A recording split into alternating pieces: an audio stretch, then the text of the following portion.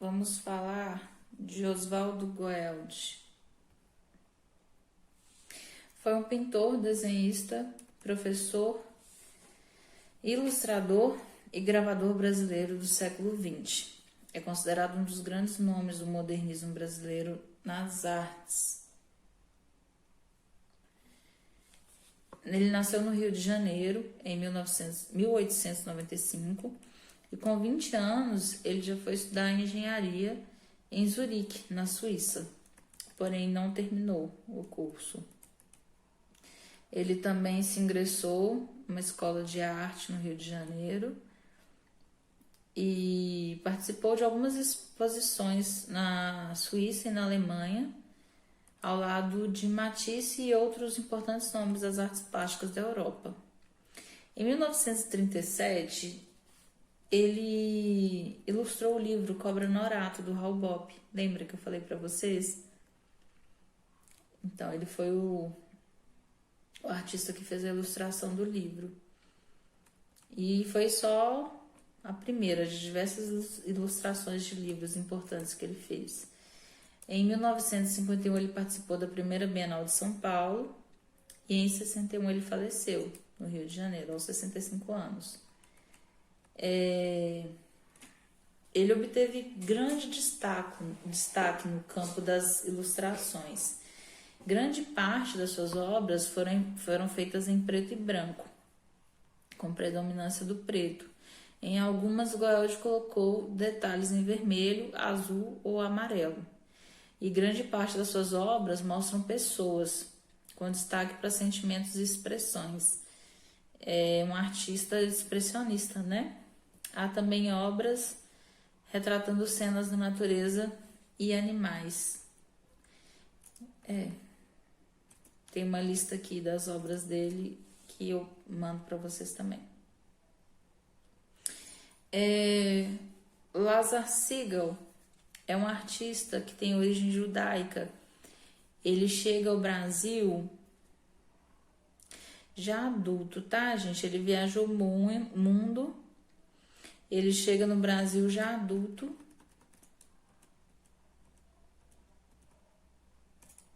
Deixa eu falar um pouquinho dele aqui para vocês. Os desenhos dele são importantes na produção. Na sua produção, como na gravura, apresentam temas recorrentes como o universo de desfavorecidos e marginalizados pela sociedade. Ele confere às suas figuras deformações expressivas e situa os personagens em espaços que os oprimem.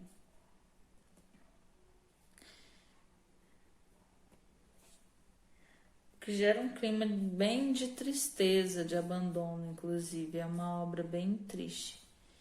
O humanismo revelado pela preocupação com a violência, a miséria, as injustiças sociais e certo caráter lírico estão presentes em toda a sua carreira. Ele aborda temas universais, expressando com emoção, por meio de cor em sua pintura ou pelo jogo entre linhas e vazio em suas produções gráficas. Vale a pena muito conferir o trabalho dele.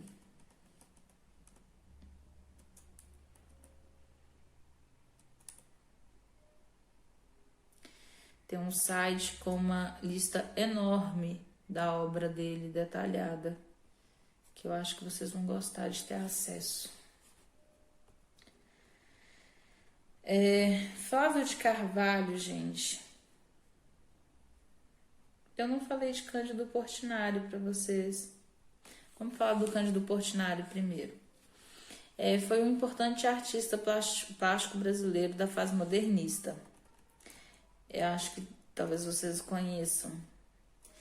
Reconhecido mundialmente, ele recebeu diversos prêmios e participou de inúmeras exposições. Além da pintura, ele também dedicava à ilustração, gravura e também foi professor. Ele se dedicou à docência. Foi professor de artes plásticas. Nasceu em 1903 em uma fazenda de café na cidade de Brodowski, no interior de São Paulo. Filho de italianos, ele veio de uma família humilde e era o segundo filho de 12 irmãos. Mesmo com a formação escolar apenas até o ensino primário, ele participou da elite intelectual brasileira na década de 30. Ele deixou São Paulo aos 15 anos e foi morar no Rio de Janeiro, onde ele se matriculou na Escola Nacional de Belas Artes. Aos 20 anos, ele foi prestigiado pela crítica nacional.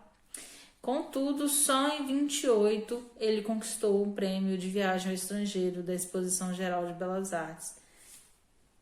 Ali ele ganhou o mundo, gente. Ele morou em Paris, em outras cidades europeias também. Conheceu artistas famosos de renome. Lá ele se casou e viveu o resto da vida dele. Ele regressou ao Brasil em 31. Nessa época ele passou a valorizar mais as cores em seus trabalhos, abandonou alguns conceitos de volume e dimensionalidade. Em 35 recebeu uma menção honrosa na exposição internacional nos Estados Unidos, e isso abriu de vez as portas para ele em outros países, né? Depois disso ele produziu 3 grandes painéis para o pavilhão do Brasil na Feira Mundial de Nova York, em 1939.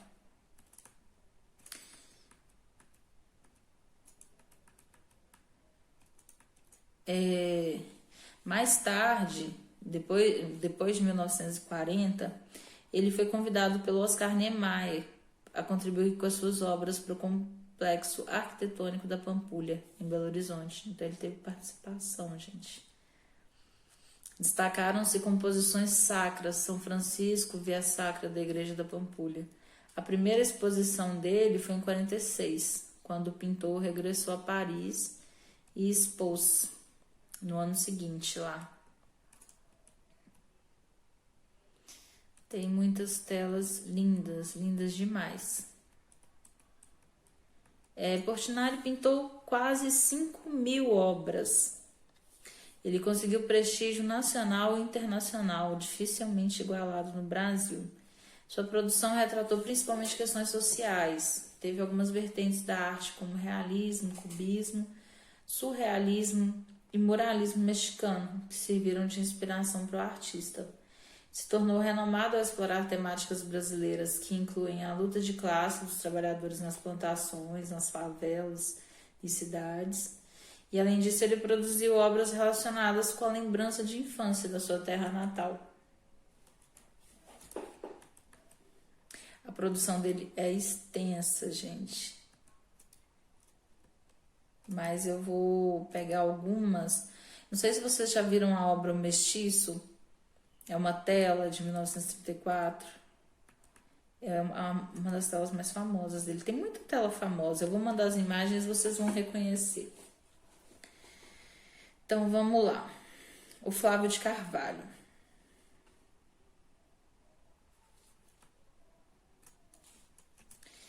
O Flávio de Carvalho foi um engenheiro civil formado na Inglaterra. Ele participou de um concurso para o Palácio do Governo de São Paulo em 1927. O projeto dele se destacou entre os concorrentes, principalmente pelo aspecto monumental do edifício. Ele era arquiteto, tá? Marcado pela decomposição dos volumes e pela intensidade dramática dos jogos de luzes e holofotes. Em 1930, ele participou do Congresso Pan-Americano de Arquitetos, na conferência A Cidade do Homem Nu, na qual ressalta a ideia do homem despido dos preconceitos da civilização burguesa. A tese tem ampla conexão com o movimento antropofágico. Ele participou de vários outros concursos e não ganhou nenhum. Apenas 2 dos seus projetos são concretizados. Em 1930, na década de 30, ele manteve intensa atividade entre os estudos de antropologia e psicanálise. Ele era considerado meio desrespeitoso pelas pessoas, principalmente pelo fato de ter um boné na cabeça. Gente, em 1930 muita coisa era considerada desrespeitosa que hoje a gente acharia bobagem. Ele quase foi linchado e teve que ser protegido por policiais. A sua intenção era testar os limites de tolerância e agressividade de uma multidão religiosa. Ele, inclusive, escreveu um ensaio sobre isso, muito interessante. Bom, é também outro artista com uma obra vasta, e aqui eu vou só citar, então eu não vou me estender, mas eu mando as referências para vocês, se vocês quiserem aprofundar a leitura. Eu não posso deixar de falar do grupo Santa Helena, que é um grupo de artistas brasileiros. Foi fundamental para a consolidação da arte moderna brasileira. O grupo começou a se formar no início dos anos 30, em São Paulo, e reuniu expoentes da arte nacional, criados sem apego a conceitos e desprovidos de fortes pretensões. Boa parte dos seus artistas tinha origem humilde, mas o talento de cada um deles, sem dúvida, era ostensivo. O nome surgiu devido à localidade, porque eles fundaram um grupo. Esse grupo contava com ateliês que estavam localizados na Praça da Sé, no edifício do Palácio de Santa Helena, em São Paulo. Isso em 1934. Quem inaugurou o local foi Francisco Rebolo, que até então exercia, eu vou falar do Francisco Rebolo também, a sua arte por meio da decoração. Então, eles foram ocupar uma sala 233, onde chegou Mário Zanini, que além de pintor era professor, decorador e ceramista. Era uma mistura de artistas com o ideal. Com muita harmonia, de modo espontâneo e despretensioso, havia muita união entre os representantes desse grupo. Eles foram realizando constantes sessões de pintura com modelos vivos. Essas figuras emblemáticas se reuniam e decidiam juntas quais suas peças seriam enviadas para os salões. Vale destacar que que não se restringia apenas às atividades exercidas no edifício. Eles também aproveitavam para transitar pelo subúrbio de São Paulo e realizavam algumas sessões de pintura ao ar livre. Também recomendo muito aprofundarem no grupo Santa Helena, conhecer um pouco mais sobre eles. O Francisco Rebolo, gente, nasceu em São Paulo em 1902.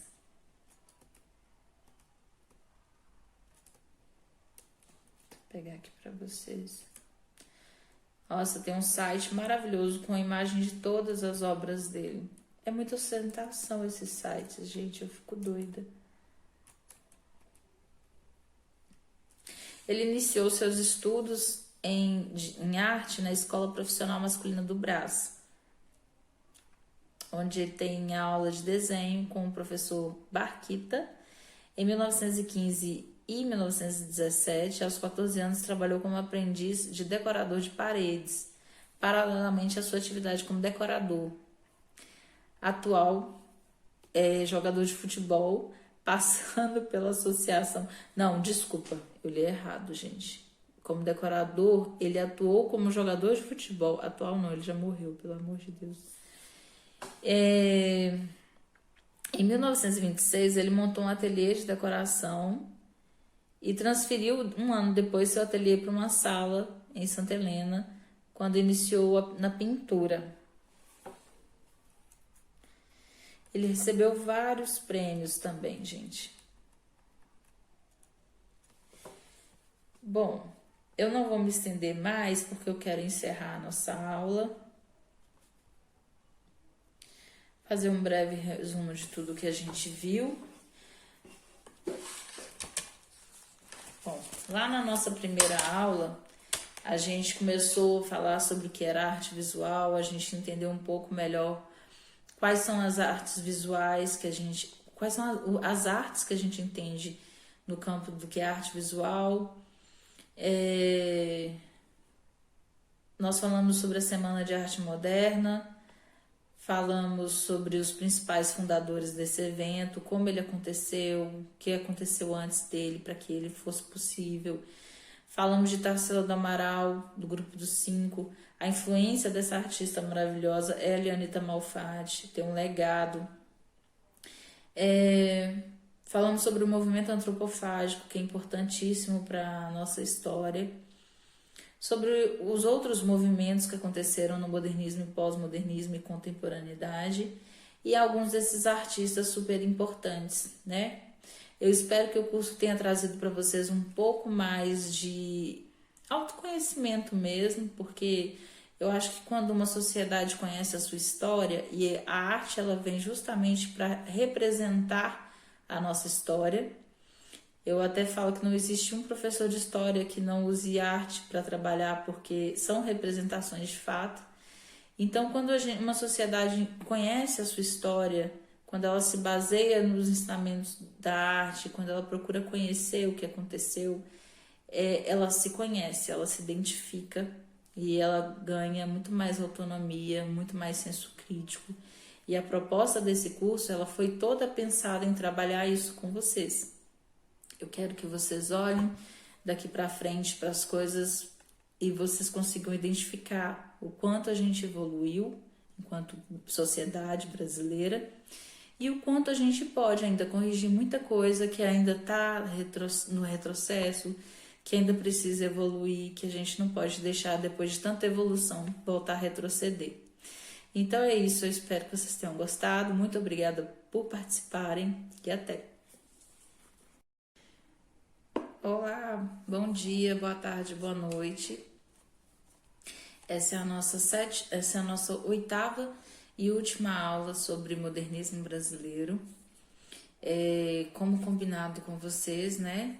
Essa aula a gente vai falar, eu já apresentei em outras aulas, a gente vai falar sobre alguns artistas modernistas, como eu já apresentei em outra aula alguns artistas que se destacam nos movimentos de vanguardas europeias. Hoje eu vou falar dos artistas modernistas brasileiros que eu ainda não falei, que são figuras extremamente importantes também para o movimento, que ainda não foram citados. Vamos começar então? Gente, só para concluir aqui, que essa é a última aula e todas as referências, como sempre, serão postadas na quinta-feira, amanhã, na plataforma do WhatsApp, no nosso grupo de estudo. E lá que, de fato, nós vamos encerrar o nosso curso, com o nosso debate, tirando as dúvidas, dentre outras coisas que a gente já vem combinando lá no grupo mesmo, tá bom? Então, vamos lá. O primeiro artista que eu trouxe para vocês hoje é o Ismael Neri. Gente, o Neri foi um pintor brasileiro. Ele nasceu em 1900 e morreu em 1934. Ele viveu muito pouco, né? Foi uma morte bem prematura. Ele desenvolveu um sistema filosófico chamado essencialismo. Esse sistema diz respeito às concepções do artista sobre a abstração do tempo e do espaço. Ele foi um filósofo também. Então, ele foi um pintor brasileiro, considerado um dos precursores do surrealismo no Brasil, e a sua obra só foi apreciada após a sua morte. Nasceu em Belém, no dia 9 de outubro de 1900, e ainda criança ele se mudou para o Rio de Janeiro. Em 1917, Ismael Neri ingressou na Escola Nacional de Belas Artes, porém ele não se adaptou muito ao caráter acadêmico do curso. O Neri ele tem essa fama de abandonar cursos, inclusive. Ele se dedicou à cópia em gesso de esculturas de antiguidades greco-romanas e com isso desenvolveu o gosto pela figura humana, que é um tema que ele desenvolveu na maior parte da sua obra. Em 1920, ele foi para a Europa e durante 3 meses frequentou a Académie Julian, em Paris, que é uma escola de pintura e escultura. E foi inclusive a mesma frequentada pela Tarsila do Amaral. De volta ao Brasil, em 1921, ele foi nomeado desenhista da seção de arquitetura e topografia da Diretoria do Patrimônio Nacional. se tornou amigo do Murilo Mendes, que foi um grande incentivador da sua obra. A primeira fase da pintura do Ismael Neri, ela vai de 22 a 1923 e é caracterizada por pinturas expressionistas. É o período que a gente chama dele de retrato. É nesse período que ele faz o retrato de Murilo Mendes. Ele faz muito retrato. E tem uma imagem, eu vou compartilhar com vocês depois. Em 22 ele se casa e a esposa dele é uma jornalista e escritora, Adalgisa Neri. Ela se tornou a musa das principais pinturas dele. A segunda fase do Neri, que foi de 1924 a 1927, ele recebeu uma evidente influência da fase azul do Pablo Picasso. É dessa fase, desse período dele, que ele faz figuras em azul. O Pablo Picasso ele teve uma fase que ele pintava todos os quadros com tons de azul. Vou mandar para vocês também. Em 1927, ele foi para a Europa em companhia da sua esposa e entrou em contato com obras surrealistas, em especial com cores descompostas e figuras oníricas de Marc Chagall. Ele foi muito influenciado por esse artista francês, que é de origem russa. Entrou na sua terceira fase quando deixou transparecer em sua obra o estilo típico surrealista, tornando-se o pioneiro dessa corrente no Brasil. Ou seja, ele teve 3 fases, né? O primeiro período dele, ele tem muita influência no expressionismo, depois no cubismo e finalmente no surrealismo, que é como ele é muito conhecido. Ele teve uma pequena produção em aquarelas também, óleos e desenhos, e muitas mulheres representadas por ele apresentavam um aspecto andrógeno. Entre elas tem a obra Namorados e Duas Mulheres. A sua produção ficou reconhecida após as exposições de suas obras nas Bienais de 1965 e 1969, ou seja, depois que ele já tinha partido, né? Ele é reconhecido como um dos maiores artistas da sua geração, junto com a Tarsila do Amaral e o de Cavalcante. Ele faleceu no Rio de Janeiro ainda jovem, vítima de tuberculose. Confiram, por favor, a obra de Ismael Neri. É genial, é muito bom mesmo. O segundo artista que eu vou apresentar para vocês, modernista, é o Alfredo Volpi. Vou achar o Alfredo Volpi aqui.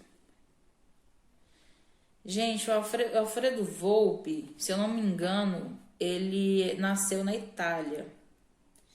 É isso mesmo, mas ele mudou para São Paulo em 1897 com a família dele, ele ainda era criança. Ele nasceu em 1896 e com 1 ano de idade ele veio para o Brasil, ainda criancinha. Então, filho de imigrantes italianos, ele chegou ao Brasil com pouco mais de 1 ano de idade e se instalou com a família em Cambuci, no Cambuci, que é um tradicional bairro de São Paulo. Ele estudava na escola profissional masculina do Brás e trabalhava como marceneiro, entalhador e encanador. Aos 16 anos ele iniciou a carreira como aprendiz de decorador de paredes e pintava frisos, florões, painéis de residências. Na mesma época ele começou a pintar sobre madeira e telas. Frequentou o Centro Antigo de São Paulo, entre elas a polêmica exposição da pintura moderna de Anita Malfatti, que se tornaria o marco do modernismo, né? Sua primeira exposição coletiva ocorre no Palácio das Indústrias de São Paulo, em 1925.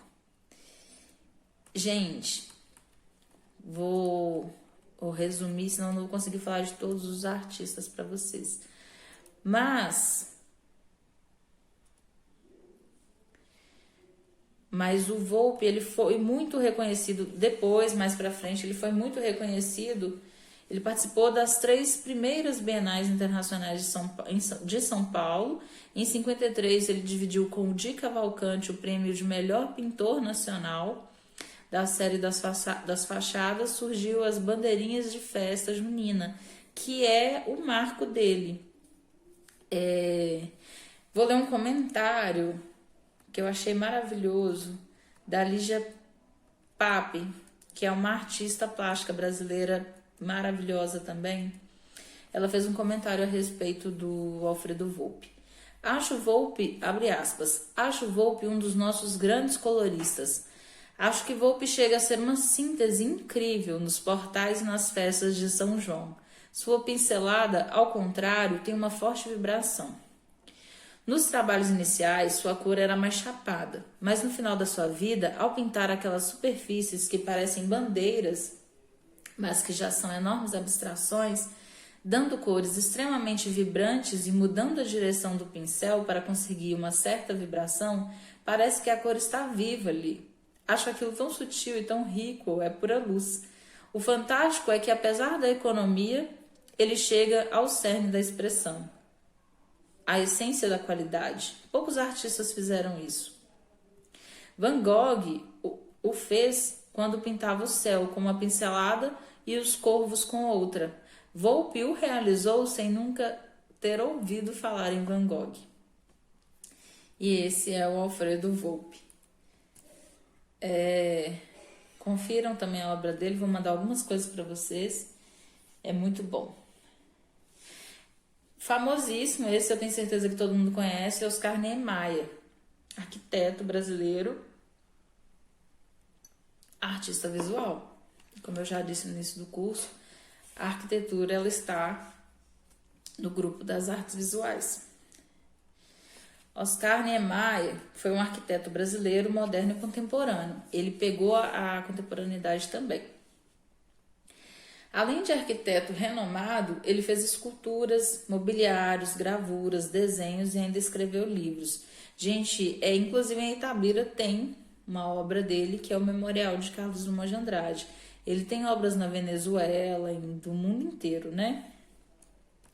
É muito conhecido pelas obras que realizou em Brasília, o Palácio da Alvorada, o Congresso Nacional do Brasil, o Palácio do Planalto, o Supremo Tribunal Federal, o Panteão da Liberdade, a Catedral de Brasília e o Complexo Cultural da República João Herculino.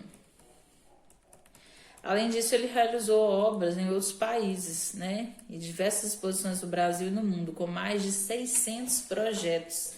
O seu estilo influenciou a arquitetura brasileira e mundial. Tem uma fala dele que diz: não é a linha reta, abre aspas, não é a linha reta, dura e inflexível, feita pelo homem que me atrai. O que me chama a atenção é a curva livre e sensual. A curva que encontro nas montanhas do meu país, nas margens dos seus rios, nas nuvens do céu e nas ondas do mar. O universo está cheio de curvas. Um universo de Einstein. Fecha aspas. Era um homem muito sensível, né, gente? Extremamente talentoso e sensível. Um artista de fato. Então,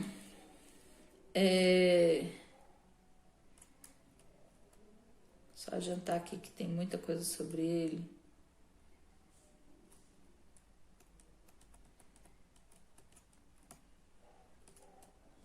Tem aqui uma lista com todas as obras dele.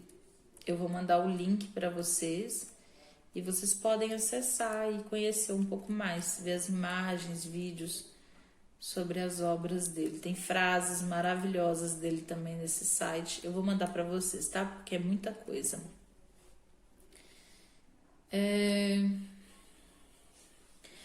Nossa próxima artista é Julieta de França. A história de Julieta é muito importante, muito necessária.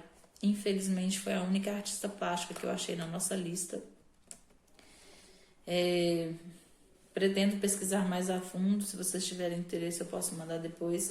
Mas eu queria muito ter mais artistas mulheres para mostrar para vocês, mas nós estamos falando de início do século XX, né? Ainda era tudo muito assim.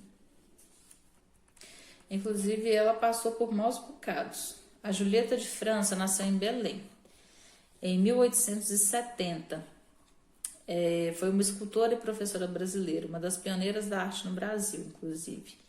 Ela foi aluna de Rodolfo Bernardelli e ganhou o prêmio Viagem ao Exterior, concedido a uma mulher pelo Salão Nacional de Belas Artes em 1899. Estudou em Paris, inclusive. Ela era filha de um maestro que se chama Joaquim Pinto de França e de Idalina Pinto de França. Começou seus estudos em arte com o pintor e decorador italiano Domenico de Angelis. Se mudou em 1897 para o Rio de Janeiro, onde ingressou na Escola Nacional de Belas Artes.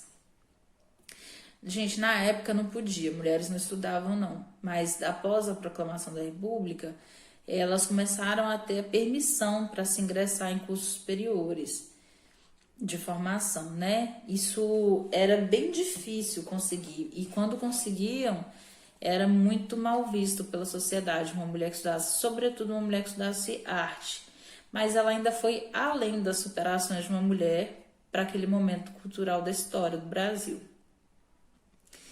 Ela se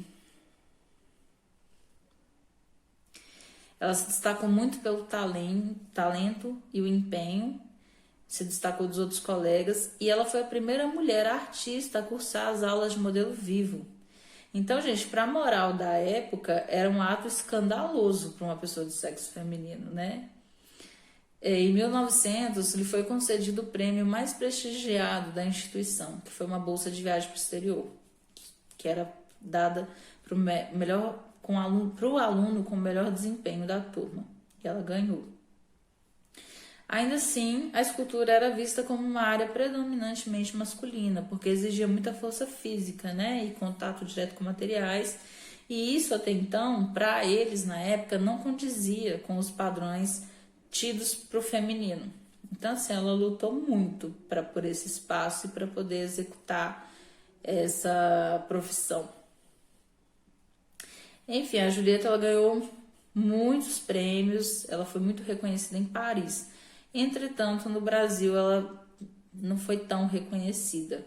Ela fez todos esses esforços, mas aqui, infelizmente, ela não teve o reconhecimento dos artistas daqui, das pessoas aqui. Vou mandar a obra que não preciso nem dizer que todos esses artistas que eu estou apresentando são geniais. Vou mandar para vocês.